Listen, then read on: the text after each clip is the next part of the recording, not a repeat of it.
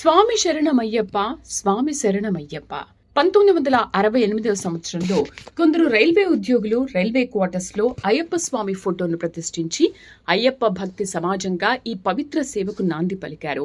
1982లో దేవస్థానానికి సొంత స్థలాన్ని కొనుగోలు చేయగా 85లో శ్రీ శృంగేరి శంకరాచార్య స్వామి వారి ఆధ్వర్యంలో భూమి పూజ జరిగింది. 1987లో బ్రహ్మర్షి నీలకంఠ తంత్రి గారిచే పంచలోహ అయ్యప్ప స్వామి విగ్రహ ప్రతిష్ఠ ఘనంగా నిర్వహించబడింది. ప్రతి సంవత్సరం 41 రోజుల మండల పూజా దీక్షలో భాగంగా భక్తులకు నిత్య అన్నదానం, అల్పాహారం సేవలు కొనసాగుతున్నాయి. ఇక్కడ జరిగే పూజా విధానాలు, ఆచారాలు అన్నీ కూడా శబరిమల సంప్రదాయానికి అనుగుణంగానే నిర్వహించబడుతున్నాయి. మండల పూజ చివరి రోజున జరిగే మహా ఊరేగింపులో తాళ్లపులి, కావడి, నాదస్వరం, పంచవాద్య మేళంతో పాటు కేరళ శబరిమలలోని వైభవాన్ని తలపించే విధంగా అయ్యప్ప స్వామి ఊరేగింపు నిర్వహించబడుతుంది.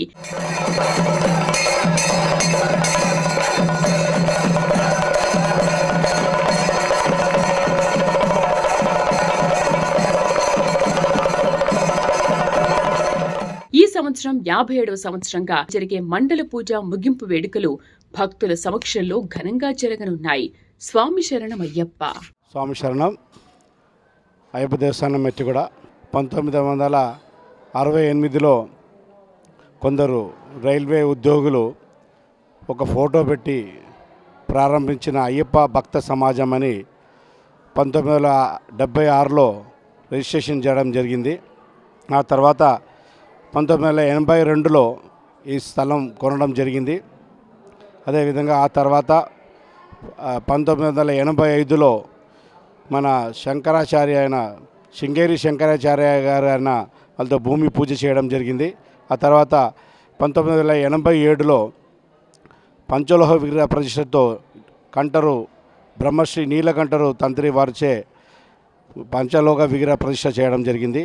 ఆ తర్వాత అంచెలంచెలుగా మన దేవస్థానం ఒక్కొక్క సంవత్సరము పలు విధాలుగా పురోగమిస్తూ డెవలప్ చేస్తూ ఇది చేయడం జరిగింది. అదేవిధంగా ప్రతి సంవత్సరం మండలం ఉత్సవాలు 41 రోజులు మండల ఉత్సవాలు అంటే ప్రతిరోజు వివిధ కార్యక్రమాలు, భజనలు, అదేవిధంగా డ్యాన్స్ ప్రోగ్రాంలు, అదేవిధంగా భక్తి ప్రోగ్రాంలు అన్నీ చేస్తూ ఈ కార్యక్రమాలు చేయడం జరిగింది. ఈరోజు ఈ మండల పూజ చివరి రోజు ఈరోజు మండల పూజలో ఈరోజు ఉదయం దేవస్థానం నుంచి వాళ్ళ తరఫు నుంచి ఒక ఘోషయాత్ర ఉదయంలో ఘోషయాత్ర దేవీ టెంపుల్ అంటే సౌత్ లాలగూడ దేవీ టెంపుల్ నుంచి ఉదయం ప్రారంభమై మన దేవస్థానం చేరుకుంది.